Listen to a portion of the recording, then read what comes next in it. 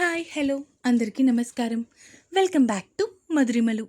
ఇంకా ఎవరైనా మన ఛానల్ని సబ్స్క్రైబ్ చేసుకొని ఉండకపోతే ప్లీజ్ ఇప్పుడే సబ్స్క్రైబ్ చేసుకోండి. ఇక లేట్ చేయకుండా మన స్టోరీలోకి వెళ్ళిపోదామా? నువ్వు నా సొంతం ఎపిసోడ్ 48. నైట్ డిన్నర్ వడ్డిస్తూ భర్త వైపు చూసింది. రిషి తనతో మాట్లాడకుండా సైలెంట్గా ఉండటం చూసిన ఆమె మనసు బాధతో మూల్గింది. ఇక భర్తకి వడ్డించేసి తను ఏదో తిన్నాను అంటే తిన్నాను అనిపించి లేచింది మాయా. రిషి తిన్న వెంటనే తన రూంలోకి వెళ్ళిపోయాడు. మాయా అవన్నీ క్లీన్ చేసేసి అక్కడి నుంచి తన రూంలోకి వెళ్ళిపోయింది.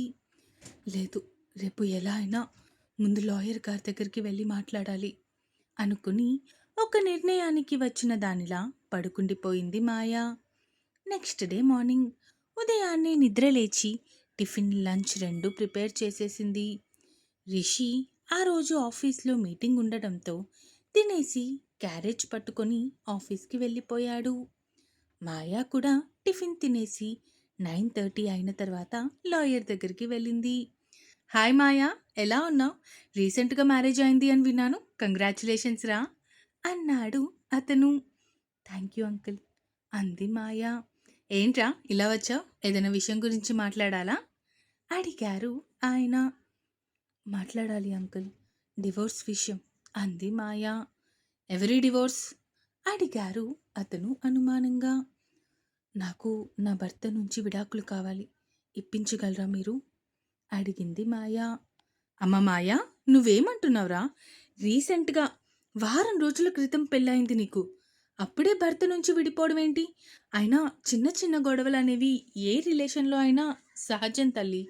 కనీసం సంవత్సరం 2 సంవత్సరాలు కూడా కాకుండా పెళ్ళైన వారం రోజులకి విడాకులంటే కోర్టు కూడా దాన్ని యాక్సెప్ట్ చేయదమ్మా. నాకు తెలుసు అంకుల్, అందుకే నేను కూడా సాలిడ్ ప్రూఫ్తోనే వచ్చాను.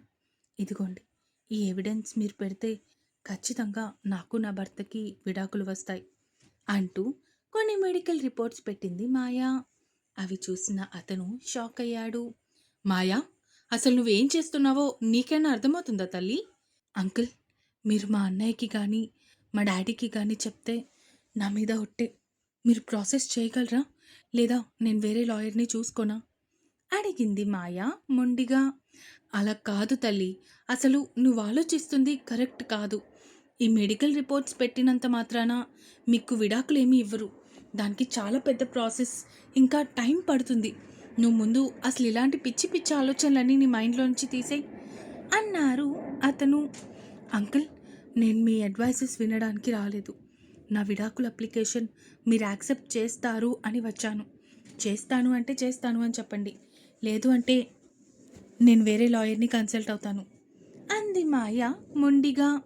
తల్లి, నువ్వు పక్కగా ఆలోచించే నిర్ణయం తీసుకుంటున్నావా అడిగారు ఆయన. అవును అంకుల్, 1కి 100 సార్లు ఆలోచించే నిర్ణయం తీసుకుంటున్నాను. నా నిర్ణయం మీద నాకు పూర్తి నమ్మకం ఉంది. మీరు ప్రాసెస్ స్టార్ట్ చేయండి.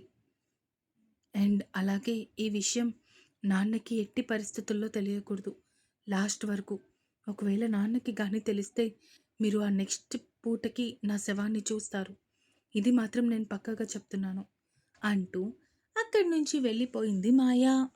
అతనికి ఏం చేయాలో తెలియక ఇక ఏదైతే అదే అయ్యింది అని డివోర్స్ పేపర్స్ రెడీ చేసి తన అసిస్టెంట్ చేత యశ్వంత్ ఆఫీస్కి పంపించాడు.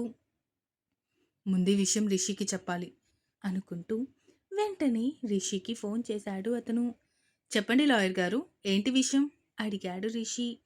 అది నీ వైఫ్ నీ నుంచి విడాకులు కోరుకుంటున్నారు రిషి. పెళ్లి జరిగి కేవలం 10 రోజులే అయింది కదా, అవ్వదు అని ఎంత చెప్తున్నా కూడా ఆమె వినే స్టేజ్లో లేరు. మీరు ఒకసారి పేపర్స్ పంపించాను, వాటి మీద సంతకాలు పెట్టి రిషి అంటూ కాల్ కట్ చేశాడు లాయర్. ఒక 10 నిమిషాలకి అక్కడికి వచ్చిన అసిస్టెంట్ లాయర్ రిషి చేతిలో పేపర్స్ పెట్టేసి అక్కడి నుంచి వెళ్ళిపోయాడు. పేపర్స్ ఓపెన్ చేసి అందులో మ్యాటర్ చదివిన రిషి ఒక్కసారిగా షాక్ అయ్యాడు. మాయా, నువ్విలా చేసి ఉండకూడదు అనుకుంటూ సీరియస్గా లాయర్ పంపించిన పేపర్స్ అన్నీ పట్టుకొని యశ్వంత్ క్యాబిన్కి వెళ్ళాడు. ఏంట్రా, నువ్వు నీ చెల్లి కలిపి నాటకాలు ఆడుతున్నారా నా జీవితంతో అడిగాడు రిషి సీరియస్ అవుతూ. ఏమైందిరా అడిగాడు యశ్వంత్ అయోమయంగా. ఇది చూడు అంటూ లాయర్ పంపించిన పేపర్స్ అన్నీ యశ్వంత్ టేబుల్ మీద విసిరి కొట్టాడు రిషి. ఆ పేపర్స్ చూసిన యశ్వంత్ కూడా ఒక్కసారిగా షాక్ అయ్యాడు. విడాకులు శాంక్షన్ అవ్వడం కోసం ఏం రీజన్ పెట్టిందో చూసావా నీ చెల్లి? దానికి జీవితంలో పిల్లలు పుట్టరు అంట. దొంగ సర్టిఫికెట్లు పెట్టి ఏం చేద్దామనుకుంటుంది? నీతో కాదు, వెళ్ళి నీ చెల్లితోనే తేల్చుకుంటాను అంటూ యశ్వంత్ చేతిలోని పేపర్స్ తీసుకొని కోపంగా అక్కడి నుంచి ఇంటికి స్టార్ట్ అయ్యాడు రిషి. వామ్మో, వీడి కోపం చూస్తుంటే ఖచ్చితంగా మాయాని కొట్టేలా ఉన్నాడు. వెంటనే వెళ్ళాలి అనుకుంటూ యశ్వంత్ కూడా రిషి వెనకే స్టార్ట్ అయ్యాడు. రిషి కోపంగా కార్ స్టార్ట్ చేసుకుని ఇంటి వైపు డ్రైవ్ చేస్తూ ఉన్నాడు. ఎందుకో మాయా చేసిన పనికి పూర్తిగా తన సెన్స్ కోల్పోతూ ఉన్నాడు రిషి. రిషి కార్ని ఫాలో అవుతూ వెళ్తూ ఉన్నాడు యశ్వంత్. ఒక అరగంటకి ఇంటి ముందు ఆగింది రిషి కార్. నేరుగా కార్ పార్క్ చేసి లిఫ్ట్లో తన ఫ్లోర్కి వెళ్ళాడు రిషి. అప్పుడే ఇంటికి వచ్చి సోఫాలో కూర్చొని రిలాక్స్ అవుతూ ఉంది మాయా. కాలింగ్ బెల్ కొట్టుకుంటూ డోర్ని దబదబా బాధేస్తూ ఉన్నాడు రిషి. సరిగ్గా అప్పుడే అక్కడికి వచ్చాడు యశ్వంత్ కూడా. మాయా డోర్ ఓపెన్ చేసేసరికి ఎదురుగా తన భర్త అన్నయ్య కనిపించడంతో కొంచెం ఆశ్చర్యపోయింది. రిషి కళ్ళు కోపంగా చింత నిప్పుల్లా కనిపిస్తూ ఉంటే కొన్ని క్షణాలు భయపడింది మాయా. వాళ్ళు రావడానికి దారి ఇచ్చి పక్కకి తప్పుకుంది. అసలు ఏమనుకుంటున్నావు నువ్వు నీ గురించి? అడిగాడు రిషి. నేనేమనుకుంటున్నాను? నేనేమనుకోవడం లేదు అంది మాయా దిక్కులు చూస్తూ. మాయా, దిక్కులు చూడకు, నా వైపు చూసి మాట్లాడు అంటూ మాయా మొహాన్ని తన వైపుకి తిప్పుకుంటూ. ఏంటి, నీకు జీవితంలో పిల్లలు పుట్రా? ఏ హాస్పిటల్లో చెక్ చేయించుకున్నావే? అడిగాడు రిషి. ఆ మాటకి తల దించేసుకుంది మాయా. అసలు ఆ డాక్టర్ ఎవడు నీకు సర్టిఫై చేయడానికి? నేను కదా నీకు పిల్లలు పుడతారో లేదో సర్టిఫై చేసేది. పద, ఇప్పుడే చూస్తాను అంటూ భార్యని బలవంతంగా గదిలోకి తీసుకుని వెళ్తూ ఉన్నాడు రిషి. అది చూసిన యశ్వంత్ రిషి చెయ్యి పట్టుకొని ఆపుతూ, ఏం చేస్తున్నావు నువ్వు? అడిగాడు సీరియస్గా. నువ్వు మధ్యలోకి రాకు యశ్వంత్. ఇది నాకు నా భార్యకి సంబంధించిన విషయం. తను ఇంతకు ముందు నీ చెల్లి కావచ్చు, కానీ ఇప్పుడు నా భార్య అంటూ మాయా చెయ్యి వదిలి, ఇప్పుడు చెప్పవే, పట్టుపట్టి మరీ పెళ్లి చేసుకున్నావు కదా, మరి ఎందుకు నాకు విడాకులు ఇవ్వాలి అనుకుంటున్నావు? మీ అక్క బ్రతికి రాగానే త్యాగమూర్తివైపోయావా? నేను నీ కంటికి మీ అన్న కంటికి ఎర్రి పప్పులా కనిపిస్తున్నానా? అడిగాడు రిషి కోపంగా. రిషి అంత కోపం పడటం చూస్తున్న మాయ నిలువెల్లా వణికిపోతుంది. రిషి ఆ డివోర్స్ పేపర్స్ భార్యకి చూపిస్తూ తన ముందే వాటిని పీసెస్ కింద చింపేసి భార్య మొహాన్న కొట్టాడు. ఇంకోసారి పిచ్చి పిచ్చి వేషాలు ఏమైనా వేస్తే నరికి పోగులు పెడతాను, ఏమనుకుంటున్నావు? నువ్వు చెప్తుంది ఎంత పెద్ద పాపమో తెలుసా? నీకు ఆలోచించావా? బయట అమ్మ అనే పిలుపు కోసం పరితపించే ఆడవాళ్ళు ఎంతో మంది ఉన్నారు. వెళ్ళి ఒక్కసారి వాళ్ళని కలువు, అప్పుడు నీకు తెలుస్తుంది వాళ్ళు ప్రతి క్షణం పడే నరకం ఏంటో అన్నాడు రిషి. మాయ ఏడుస్తూ ఉందే తప్ప ఎలాంటి సమాధానం చెప్పడం లేదు. మాయా, అంతగా ప్రేమించి పెళ్లి చేసుకున్నావు కదా, ఇప్పుడు ఎందుకిలా? మీ పెళ్ళి అయినా రోజే నాకు తెలిసింది సియా బ్రతికే ఉంది అని. నేనెందుకు చెప్పలేదు? చెప్తే మీ ఇద్దరి లైఫ్ డిస్టర్బ్ అవుతుంది అనే కదా నేను చెప్పకుండా ఆగిపోయింది. ఇప్పుడు ఇలా చేయడం ఏంట్రా?